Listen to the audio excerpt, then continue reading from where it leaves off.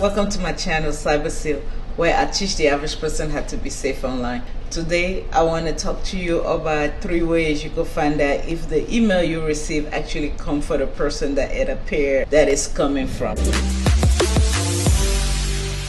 Okay, so we get like tons of email, probably 70% of 90%, I will go up and say 90% of our emails are coming from unsolicited places, like places that we did not request. And then sometimes we also do have emails that come in and we want to check and make sure that this email is actually coming from the person that we think that the email is coming from. So we're gonna look into 3 ways on how to know if the email actually comes from the person that they say it comes from.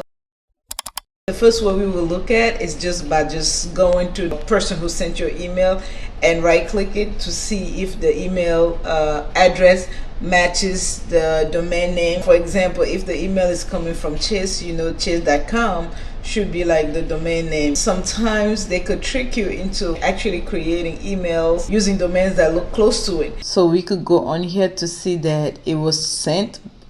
We look at it was sent by e.chase.com, which is not chase.com, so we don't know if this came from Chase. The second way you could check is, because sometimes they could spoof email, they could send you an email that look like it's coming from a particular place, but it's not. One thing you could look, especially with Gmail accounts, you could actually go and see the reply, and they will fill in the reply field. So if you go check on the reply field, a lot of time you will see that there is a different email address on your reply, which will tell you that if you do reply to that email or anything, it's not going to that main email that shows that the email is coming from. It will go to that reply. So always make sure that you also check the reply and make sure that if there is anything filled up, the reply email matches the email that sent you the email. And the third way we will talk about will actually be certification. You have to go through the email headers to find this out. This sounds a little complicated, but it's not. So all you have to do is open your email on Gmail. So you have to Google other ways to find if you're using a different server, but I would just do this for Google. So once you in your email, you click on the email to open it, and then on the right hand side there's little dots aligned. You could click on these little dots and see where it originally was showed. So it passed with domain e.chase.com.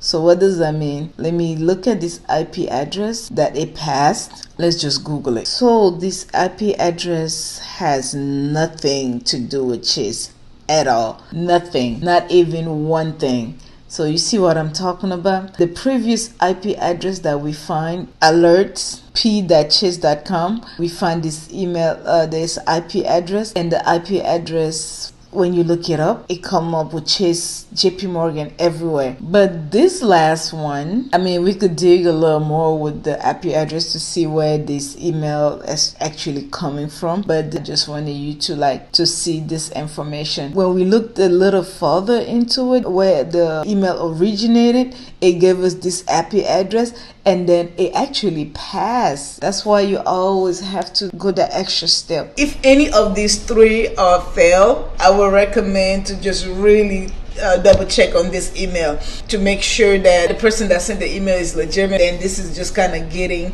some kind of failed message for some strange reason. It could be because they did not configure the email server right too. But it will always be a red flag if any of these say fail. If they all say pass, you're good, but still do your due diligence, because as the day pass, everybody's getting smarter about everything, and you don't want to be a victim. So I want to build a community of people that are safe online. Please like and subscribe.